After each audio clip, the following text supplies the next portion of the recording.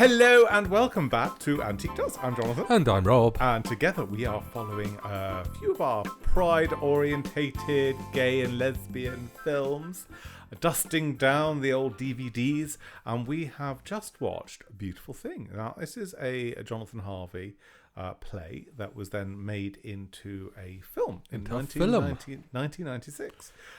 It's set in and around a council estate with two in London. London. It's actually in the housing estate where they filmed Clockwork Orange. Is it Thames Mead or something? Thames Mead Estate. So it's set in a tower block. So we have two young boys who are sort of late teenagers at high school. We have there's Jamie and there is Stee. Now, Jamie lives with his single mother, Sandra, and Stee lives with his father and adult brother next door. Yes. So Stee and Jamie go to the same school together. So Stee is a sort of athletic, popular guy around school, good football. He's the jock, and Jamie isn't really. Is he the nerd? He's a bit of a nerd. He's same age, tries, but is not really that way orientated. And they've got a friendship because obviously they live next door to each other, and so I mean, Stee and Jamie look out for each other. I think more sort of Stee looks more after Jamie. However, there's various abusive situations that are happening with Stee. Yeah. So his father and his brother. Yeah, his father's a bit of a raging alcoholic that's very abusive and turns to violence at a drop of a hat, and his brother is pretty much of a similar ilk. A situation sort of happens with regards to sort of like Stee borrowing his brother's trainers to play football, and his brother finds out and is very horrible about it. And then in the whole process, they've got a next door neighbour called Leah, who is a little bit of a wayward child living with her single mum. Obsessed with Mama Cass. Which is quite from the Mamas and the Papas. Kind of cool. A bit gaudy, a bit sort of out there, but it should be kind of a good fun friend. So a situation arises where Stee burns the Bubble and Squeak, is in trouble with his dad, and ends up sleeping over at Jamie's because Sandra says, right, top and tail with Jamie and stay over. She's very protective of her son, and also she's mothering sort of Stee as well. So there's a bit of camaraderie there. So she's a barmaid at a local pub, but she's going for her own pub, and she's got a sort of pseudo hippie boyfriend who's kind of cool. I kind of like him.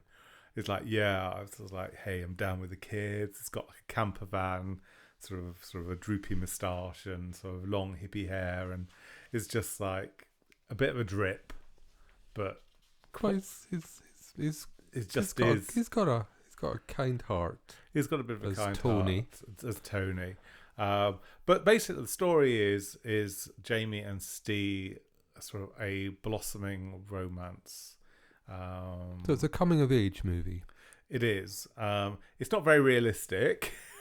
True to life. I would suggest that it's elements of magical realism about it. So, and their relationship, or their friendship, evolves into a little bit of a romance, to a little bit more. Jamie is very besotted with Stee. Stee is the jock, and he has lots of expectations put upon him from others, or that's what he feels from others, and then something suddenly clicks. Yeah, I would say that Jamie initiates the clicking. Yeah, but Steve responds. He And does then respond sort of, reluctantly at first, but he soon gets into it. yeah, and it's very sweet. There's no graphic sex or anything along those lines. Bit of snogging, and it's the whole coming of age. And Sandra, the mother, um, is is quite accepting of it. There's no drama. Well, there is drama. You're forgetting that there is a there's a bit of drama, but it's quite quickly resolved. Yeah, it's not prolonged. It's not like sort of like get out of my house, that sort of thing. But it's very much along the lines of boy meets boy, sort of connection, bit of rejection, resolve, quirky friend, quirky neighbours, and it all dovetails in a nice sort of round bow. It does. And there's some really, really charming scenes. When the boys go to the Gloucester, which is a gay pub, and it's got a bit of a drag queen presentation. You actually see Jonathan Harvey in the bar scene, who's the playwright for it. And I think it's just a sweet romance. I think it probably set the forefront for like Heartstoppers, the one which is on Netflix with the sort of the schoolboy romance. I think you would say it certainly led the way. Again, in another podcast that we've done recently, we talked about how for a long time, the 80s and the early 90s, then, Bury Your Gays was the flavour of the month, and you couldn't have a gay character in anything without him or her meeting some kind of tragic end. Or end. Yeah. Whereas, with Beautiful Thing, no one has a tragic end. Everyone seems to have a relatively happy ending. Yeah, relatively happy. A happy for now ending, I think, is how we would describe it in the romance writing field. Yeah, and I've never seen the sunshine so glorious over a council estate. It doesn't always rain on council estates. It's all set in on a balmy summer, or just before the summer term or the sort of summer holes start, and so the whole or in the whole romance, I say you can really summarize it: boy meets boy, fluttering of hearts, overcome adversity, and then live happily ever after. I was like different twist to that, because I don't think it's boy meets boy, boy falls in love with boy, because boy and boy knew each other for quite some time. So there's a long, slow burn of unrequited, one-sided crushing, and then it gets resolved. And in fairness, the mother sort of instigates that. Unbeknownst to herself, Sandra. But I think that the whole story arc of them is very, very sweet. But again, you've got some really strong supporting characters, like the actress that plays Sandra. She's very strong. Linda Henry. Very, very unique look, and she's a very strong character actor. She's got like big storylines. I think she's still in EastEnders now. I wouldn't know. We don't watch EastEnders, but she played Shirley Carter in EastEnders, and then before that, she was also in Bad Girls. Yes, she played Yvonne in Bad Girls. So she's a really good character actor, but sort of she plays strong. She specialises female. in strong, complicated female characters. Yeah, and the character on the stage play has been played by a lot of well-renowned. The woman that's the actress that played Dr. Foster, as Saran Jones, has played the Sandra character in the stage play. So it's a really good. It's a good part to play, because you've shown a bit of pathos, tragedy, but also strength. Single mother, adversity, doing her best, a difficult situation, and trying to push herself forward to do more. And she's got a dream, and that dream is to have a pub. And at the end of this film, she's being offered a pub, and it involves moving away from the council estate and setting up a new life. Yeah. Though, let's just be clear that it's not exactly moving to the other side of. It's not even moving to the other side of London. It's not. It's on the same side of the river. Yes. So it's not like, from Thamesmead to Rotherhithe is a brisk walk. Yeah. So it feels as though she is furthering herself. Sort of Jamie has come of age and is identifying with who he is. Steve has now got comfort and a family. Although he had his father and his brother, he was basically a servant to them. Yeah. And they weren't there for him. Yeah. He was parentified. So he's looking after his father and his brother rather than being looked after, which is what one would expect. Yeah, and Leah, is it Leah? Leah is the comic relief that comes in. It's the Mama Cass. She's being brought up by a single mother. She's a bit off the rails. Yeah. Likes to shock. She does provide an element of comic relief, but I would resist describing the character as comic relief because she has her own. Yeah, she has her own story that's being told. Her own tragic upbringing. Yeah. So there's a lot of pathos in this. However, it's on the surface it's all happy-go-lucky stroke, sort of quite a gentle romance. There isn't any spiciness. There's just a bit of snogging, but it gives you the feels. Did we caught the feels? He caught the feels. It's not. There's nothing particularly hard-hitting or dramatic about it. There's a little bit of domestic violence, which is touched on. There's a lot of comic elements, but Jonathan Harvey is well known for his sort of comedic writing, because he writes for Coronation Street. He's written some really, really good scripts for Coronation Street, and also he wrote Gimme Gimme Gimme Beautiful People, which again I think we'll be covering Beautiful People. I think we might stumble onto that, or maybe we might stumble onto both of those at some point. Yeah, because he has an ear and a talent for writing absolutely cracking dialogue, which has lots of double entendres and what have you. But I think with Beautiful People, the actors that were chosen really did very well. And they were all very believable. They didn't feel anything particularly wooden about anything in there. And they're all sort of gone on to be seasoned actors.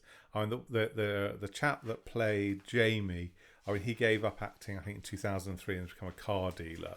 But the one that played Steve, he had one of the biggest storylines in the bill, which was another gay storyline. So it's probably a little bit typecast. But there was a gay romance in the bill. It went on for about 18 months, didn't it? It was a long-running storyline. So where he was supposedly a straight copper, he was getting married to another copper, but he was having an affair with a senior copper there. But that was so believable, and that really I watched every single episode of the bill when that storyline was on, because it totally had me gripped. Yeah, it was a very compelling storyline. So, and also, let's not get away with it. It's presented as being a shocking thing, that in a way that it wouldn't be treated in the same way now. No.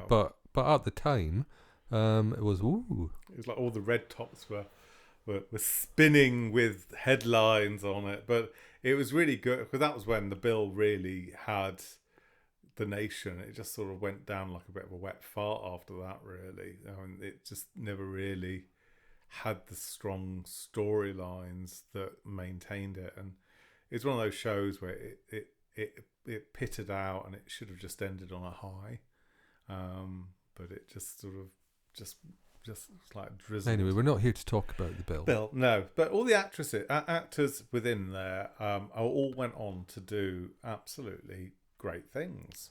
Well, most of them went on to EastEnders in one way or another. Yes.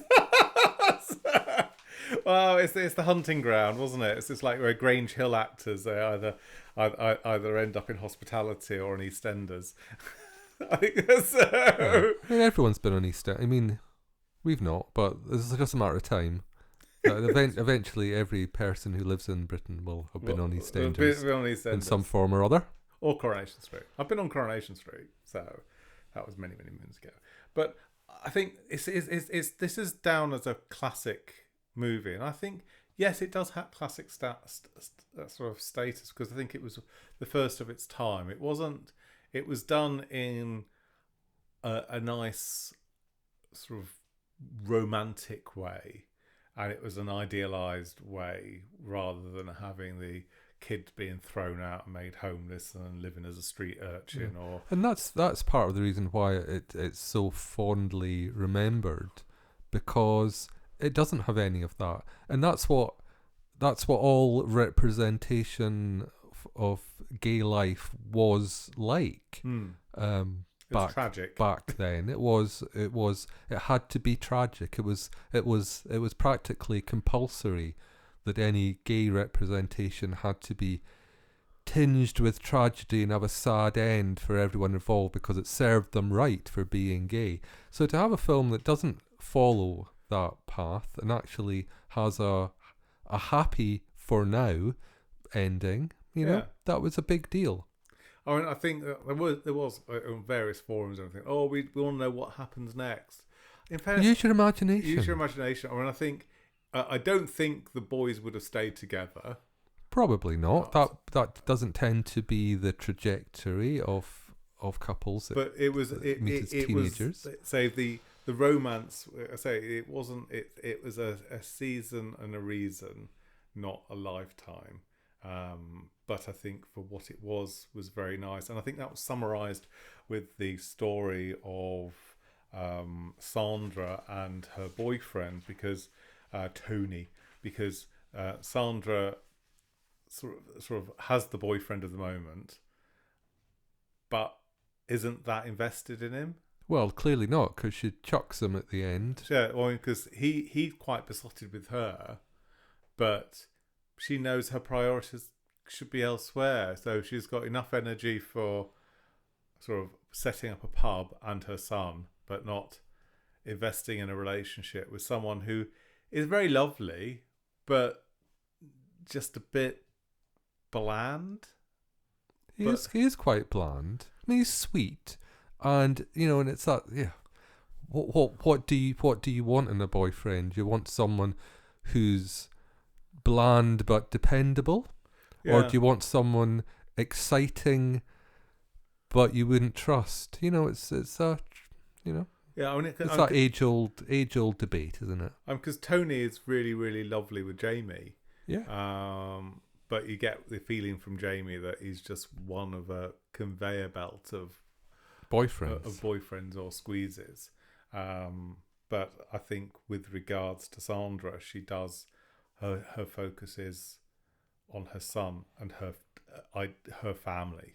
I'm taking that next stage further, but I think for the moment, Steve is part of that family, and you feel that so if in the immediate future, when they do go to the pub and she does get the pub, I think Steve would probably be tagging along for the ride. I'd like to think so, and also even though Sandra and Leah have a spiky relationship, they have an admiration for each other. At the end, they share a cigarette and have a dance. So, yeah. Happy endings all round. Because the story ends. They say the story ends with Steve and Jamie going to the Gloucester, which is the gay pub. So like, all right, we're going to go to the Gloucester, and the sun's out, the music's playing, and they sort of dance with each other within a close sort of swaying type of dance, and then Leia. I think it's called a slow dance. A slow dance. And then to the mamas and the papas. and Sandra and Leia also sort of dance together. So girl on girl and boy, and everyone's looking around aghast, but no one's actually. Yeah. As I say, it's a magical realism type of ending. It's not realistic, but it's still quite satisfying. Yeah, I thought it was lovely. I thought it hits all the marks. It's not a very demanding film, but it is quite lovely. And if you are introducing yourself to some good classic gay sort of film, this is probably one of them.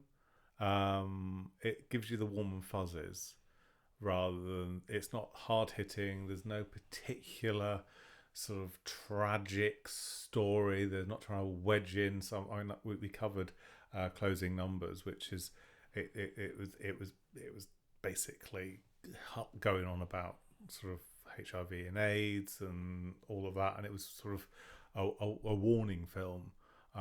Whereas this one is just a cozy romance. It's not about that. It's a cozy romance. Yeah. And everything sort of works out quite nicely. So it's like the Mills and Boone of the gay world. If you say so. I do say so. I wonder if Mills and Boone do gay stories or not. You're looking at me as if I should know. Critical. Well, you are the guru of all knowledge. You're very I'm quick not. on Google. So it is a very sweet film. It is a great stage. I have seen the stage play, and it's because you haven't got a huge amount of cast. It's very good as a stage play, but the film itself stands up now. Well, I think you have to put that round the other way around. It originated as a stage play with a small cast, and that then more or less translated to how it was presented as a film with an enlarged cast, but still quite a small cast. Yeah, but very delicious, very lovely, and it's a film where you could probably just, if you just want to have a little mimsy and a bit of drama, a bit of romance. Anyway, so we're getting repetitive now. Yes, we are getting repetitive. I'd quite like to apologise, but I won't. So anyway, dear listeners, what do you think of A Beautiful Thing?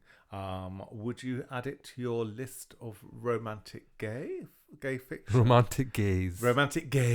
Yeah. And also, since we're on the theme of gay movies, what would you like us to cover? Yes. Is there anything you'd like to? Nothing. No Red Hot Dutch films though. Oh. Our Betamax isn't working anymore. So we are going to be doing another one of my favourite gay movies next. It's a nice German comedy gay movie.